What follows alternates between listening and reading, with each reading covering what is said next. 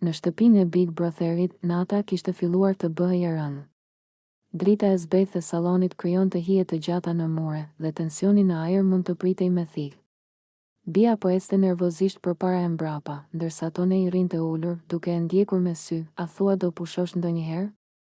E pyeti ai, duke e lëvizur pak buzëqeshjen ironike që e karakterizonte. Bia u ndal, e ktheu kokën dhe e pa drejtë në sy. Mos më ngacmosonte, Tonej, tha ajo, me një zë që i dridhej nga emocionet. Ai u ngrit ngadalë, duke u afruar drejt saj.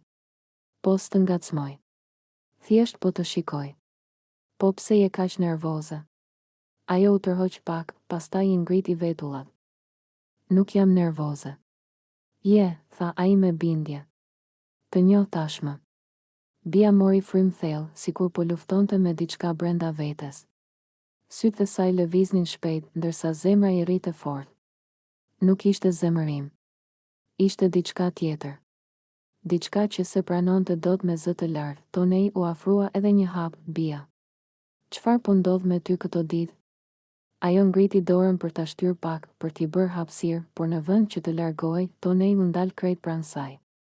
Aty ku frymëmarrjet e tyre u përzien për një çast, mos më shiko ashtu, tha ajo, duke e ndier veten të humbur. Si? I pëshpëriti ai, si të vetmja gjë që ekziston në këtë dhomë. Tensioni u ngjit deri në pikën ku dukej sikur edhe ajri po dridhej midis tyre. Bia u kthye nga ana tjetër, por Tonej e kapi lehtë nga krahu, jo fort, jo me forcë, thjesht aq sa t'i ndalej lëvizja. Bia, tha ai, me një zë të ulët, unë nuk po të mbaj.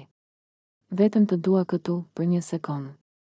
Ajo e pa në sy, dhe sikur gjithë pendimet, gjithë fjalët e pathëna dhe gjithë emocionet që kishte mbajtur brenda, shpërthyen në atë moment. Bia u afrua me shpejtësi, me nerva, me pasion të papritur, si dikush që s'do ta pranoj kurrë që po dobësohet, dhe i vendosi dorën në qafë, duke e tërhequr drejt vetes. Puthja ndodhi papritur, me tension. Me emocion, me inat, por me dëshirë të dyanshme. Asgjë e detyr.